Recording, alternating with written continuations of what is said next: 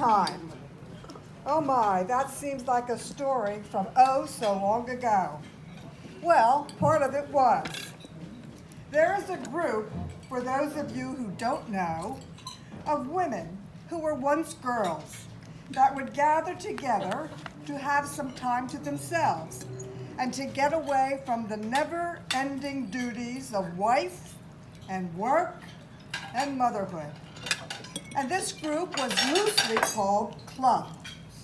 Not a fancy name, and no one ever came up with anything else. Try as we could, so Club it was. Joy was a part of this club. She was the fashionista. We would gather together at each other's homes once a month to chat about anything and everything relating to our lives. As time went on over the years, once a month occasionally developed into a weekend away. Joy hosted many of these times at her and Tom's lovely shore house, and it was always fun to get together for laughter, companionship, food, drink, and adventures. There were times when we also were hosted at the mountains by another friend, Nancy Brennan. So didn't we all have just the best of it? We had the ocean and we had the mountains. The sea and the mountains. Lips were sealed about some of the conversations we had, but each and every time there was an unexpected adventure, the stories that followed were often embellished and added to, and no one ever forgot the stories. We would bring them up when we gathered together. Some of them were not meant for, quote, prime time, so some lips are still forever sealed, and only the stories belong to those who were in the club. However, I would like to share an adventure that Joy and I had when we were up the mountains at Nancy's place. Most of the girls wanted to go out and pick apples, but Joy and I decided to stay home and take it easy. Well, that easy time changed when one of Nancy's neighbors came to visit. Her name was Louise. And in her arms, she arrived with a 1 or 2 old weak baby, Angela. My goodness, Joy was a sucker for a cute baby, and Angela was just precious. Is that my phone? Hold on. Joanne, Someone's trying to FaceTime me. No, turn that on. So anyway. Joy was a sucker for a cute little baby. And Angela, this baby, was just precious. Louise and I and Joy talked for a bit, and then Louise decided she would like to go for a little walk. And would Joy like to go with her? Well, we said sure.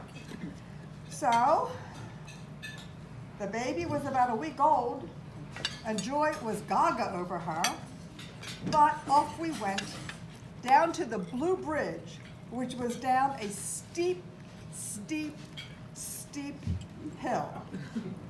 Well, we all know Joy and how she loved to dress up. Remember, she was a fashionista. She even came to the mountains in her darling burgundy slip-on Anye shoes. No sneakers for her. She was the best dressed mountain girl you would ever see. Going down the steep, steep, steep hill, a little tough on those slip-on Anye burgundy shoes. But Joy, being a trooper, she prevailed. We stood at the Blue Bridge and looked over and chatted for a few minutes, and then it was time to go home. and we looked up the steep, steep, steep hill. Those shoes and her feet might not make it. But dear Louise came to the rescue. She, with her week-old baby, said, I know a shortcut to go up the hill the easy way. Ha! We started on the easy path, and it was easy. But then it veered off on a slight incline to start up a hill. Picker branches, uneven footing, poison ivy, tall grasses, which were stamped down as we made our way up the hill. Louise is leading the way, and Joy and I look at each other because this is about 20 minutes into the trip up. It only took us 5 to go down. And we both have the same thought. Does she really know where she's going? And the shortcut is getting harder and harder than we thought. But at least we're also not carrying a week-old baby. Not yet. And then the terrain changed, and we encountered a large bog. How do we navigate this? Well, we follow Louise. Louise will, quote, test the waters, so to speak. And she hands the baby Angela to Joy, whose face lights up as she holds this delightful, sleeping baby. The bog is swampy, black, smelly, and somewhat deep. You can't make it in one jump, but you need to find a short, hard surface to land your feet as you cross. Louise makes it to the other side. I'm behind Joy because she has the baby who's sleeping, and she occasionally slipped those slippers off of her feet as we were traversing the high hill. So there's Joy, baby sleeping, a bog in front of her, wet, deep, dark smelling, and no choice. So valiantly, Joy tries to jump the bog, sleeping baby in her arms, misses getting the dry part, and sinks into the boggy water. Her flat, burgundy, cute shoes getting stuck as she tries to pull herself out of the bog and onto a dry surface. I am behind Joy and try to give her a push. Louise is at the other side, grabbing for the baby and trying to pull Joy out of the bog. Finally, we're all out, dry, and we are walking again on the picker-infested, uneven-footed, poison ivy, tall grass area, but we are out of the bog. The baby goes back to Louise's arms, and we take a breath and start laughing until we're almost crying. The worst is finally over, and within a few moments, we are almost at the road. Almost home, when Louise cries out, "Watch out for that snake!" You never saw two women take off so fast, and Joy's flat burgundy slip-on Anye muddy shoes flip and flop as we run away from the snake and back to Nancy's as quickly as we can, out of breath, soaking wet feet, and Joy's flat burgundy slip-on Anye shoes squishing and slipping as we finally get home. Louise is not out of breath. The baby never wakes up. And thankfully, profusely, we thank Louise for taking us on that shortcut. She leaves with the baby. Joy's wet, muddy, stinky, flat, burgundy Anye shoes are left on the porch. We go in, wash up, and lay down to rest. Thank God we're safe and sound. We decided neither of us would ever qualify as a mountain girl. When the other girls returned, they said, "Oh, we missed so much. We had such fun picking apples, but boy, are we exhausted." They said, "We were so smart to stay home and take a rest." Just then, Nancy comes in and asks, "Whose muddy shoes are on the porch?" Joy and I look at each other and start to laugh. And that is the story of Joy, the mountain fashionista, and her flat, burgundy, designer Anye shoes. Thank you.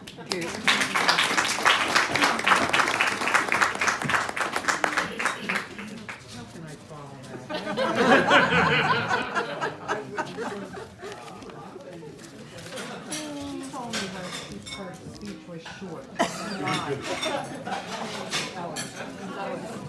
But it was.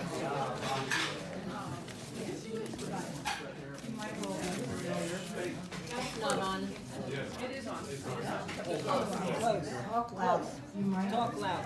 You might be familiar with the phrase, "All that glitters is not gold." The phrase should be, "All that glitters is joy, and she is gold." Those who knew Joy knew what it was all about. They knew that joy was glitter. She sparkled in the way she dressed, but she also had glitter in her eyes. She had a twinkle in her eyes when she smiled and when she laughed. The shine was there on birthdays, Christmas, St. Patty's Day, her church, club weekends at Cape May, and many of the past family gatherings. Remember her doing the mummer strut? Her eyes were shining. I hope you saw the glitter and that the memories that you have will remain with you always, because she always had a twinkle and a smile and glitter in her eyes. Thank you.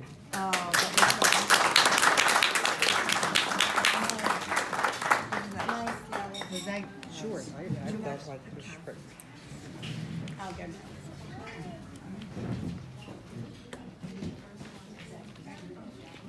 Hi, I'm Kathy Johns.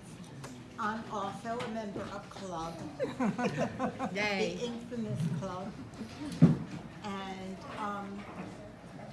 my story is about weekends that we used to go down to Pat Moyer's relative's place down in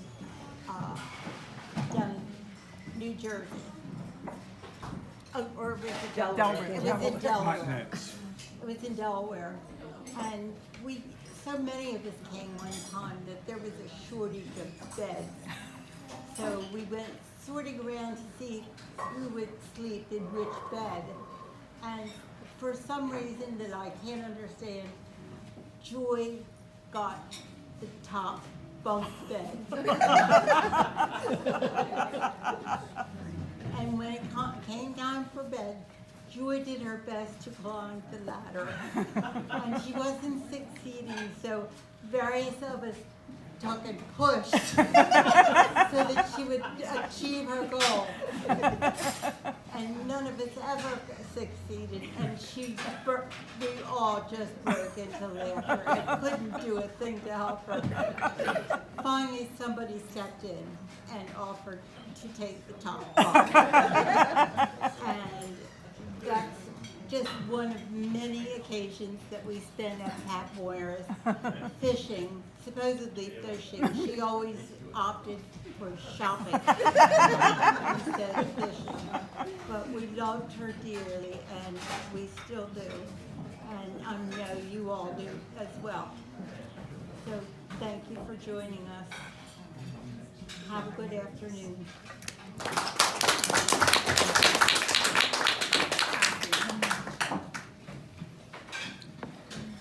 Another from Cologne. I won't be long. Can I sit? I can sit right here. Can you hear me? Just keep it close. Okay. Can you see her? I'm a member of club also. My name's Marie. I met Joy and Tom after they were married, but we've been forever friends for over 50 years. Tom and Joy shared our love of the beach, and when we bought our beach cottage in 1992, we enjoyed sharing our home with them and letting them come down whenever they could. One day, Jack and I were bike riding, and we saw a sign that said "lot for sale," and we knew they had a dream of owning a waterfront home. And so we called them right away, and they made it happen. They bought the lot and built a beautiful beachfront home on the Delaware Bay, where they hosted all these good times and friends and club and family. We shared a lot of memories. One specific one comes to mind when Joy and Tom and Jack and I went on a trip to Italy. And the group was all going to the Parthenon, but we decided it was Mother's Day 2001. We wanted to go to the Vatican for Mass. It was Sunday. So we grabbed a cab and went to the Vatican. And people said it doesn't matter what time you get there. There's Mass being said at every altar at different times. So what we did, we went, whatever, we were ready, and they were calling us in, saying, come on, come on. And we didn't know, but Pope John Paul II was having the Mass in the main altar. And I remember her saying, our mothers are up there, and this is how this came to be, because that was very unusual. The other good memory I have of Joy and Tom and Rich and Maureen, they invited us to join them on a trip to Paris, and it was our 50th wedding anniversary, and that's one I'll never forget either. When we moved to Cape May then and sold our house in Phoenixville, Joy took me under her wing. I had to join the Christ Child Society, the Garden Club, the Women's Club, just so I could meet people, but she was the creative one. I joined to go to lunch. So that's my story. And as a representative of the Christ Child Society, they asked me if I would just say a few words about Joy. She was an active member of our society for many years. She will be remembered for her intelligence, wit, enthusiasm, and her gracious and kind spirit. She participated in and contributed to many of the programs that we conducted for the benefit of children. Her organizational skills were evident. She was president, vice president, on the board, and very active in Project Teach, which enables young pregnant women to continue their schooling while they're pregnant and then having their babies. Joy loved God. She was a woman of faith and prayer. Her presence at meetings gave support and strength to the Christ Child Ministry. Her dedication and love of children brought fulfillment and blessings. We celebrate her life knowing that she has been called to God, and she is up there with the Christ Child herself. And I will personally say, a star went out,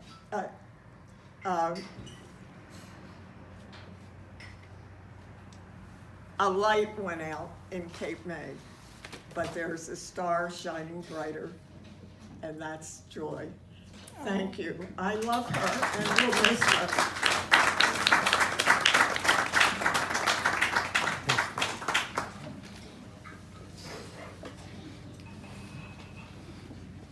Hi, everybody. It's so good to see such a tribute to my dear friend. You have to put it to your mouth. And tell them your name. I'm Lila. Thank you, Kathy. One thing about club members, we help each other. I met Joy when we went to Ireland. And I learned then how people could be forgiving and kind and classy. Joy was an extremely classy lady. And forgiving, well, let's just say we enjoyed the liquor that they had in Ireland. And when they played the national anthem, we stood up, so everybody gave us a free beer. But Joy was there, and every time I looked at her, she laughed. She brought me joy. She taught me to forgive when things didn't go right, with different things that happened on the trip. But most of all, she made me feel like I was worth liking. She made me comfortable. She was kind. So even though I'm the youngest member of this group, I've been a member for 40 years. Some of them go back to kindergarten. I was in Pittsburgh then.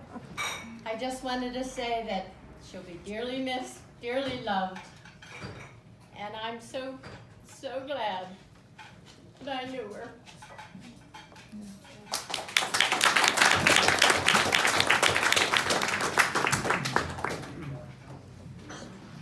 Is that everybody? It's a bidding club. Thank you so much, everyone, for the tributes. Dessert is available, the bar is still open. How long do we have here, Sharon? We can hang out here and talk till 3. So, feel free to mingle. Is the mic gonna be on the whole time? No.